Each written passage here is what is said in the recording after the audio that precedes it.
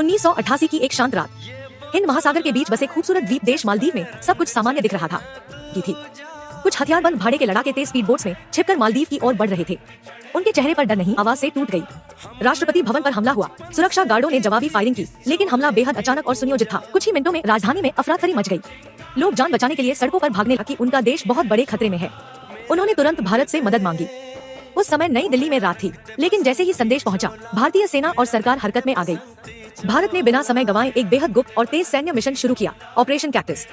दिल्ली के war room में सैन्य अधिकारी नक्शों पर तेजी से योजना बना रहे थे। भारतीय वायुसेना को आदेश दिया गया कि पैराट्रूपर्स को के अंधेरे को चीरते हुए उड़ान भर चुके थे। विमान के अंदर बैठे भारतीय सैनिक शांत थे, लेकिन उनकी आंखों में दृढ़ संकल्प साफ दिखाई दे रहा था। इंजन की तेज आवाज के बीच हर जवान अपने मिशन पर केंद्रित था।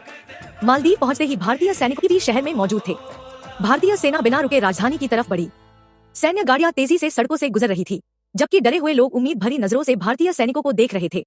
कुछ घंटों के अंदर भारतीय कमांडोज राष्ट्रपति तक पहुंच गए और उन्हें सुरक्षित बाहर निकाला गया। दूसरी तरफ हमलावरों को समझ आ गया कि अब बच निकलना मुश्किल है। वे एक जहाज के जरिए समुद्र की ओर भागने लगे, लेकिन भारतीय नौसेना पहले से तैयार थी। रात के अंधेरे समुद्र में भारतीय युद्धपोत आतंकियों का पीछा कर रहे थे। ऊंची लहरों के बीच यह पीछा किसी फिल्मी दृश्य से कम नहीं था। आखिरकार भारतीय नौसेना ने उस जहाज को घेर लिया। हथियार ताने भारतीय कमांडोज धीरे धीरे आगे बढ़े और आतंकियों को आत्मसमर्पण करने पर मजबूर कर दिया। सूरज निकलने तक मिशन पूरा हो चुका था। मालदीव सुरक्षित था। लोग राहत की सांस ले रहे थे।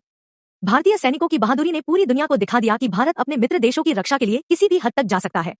ऑपरेशन कैक्टस सिर्फ एक सैन्य मिशन नहीं था, यह भारत की तेज रणनीति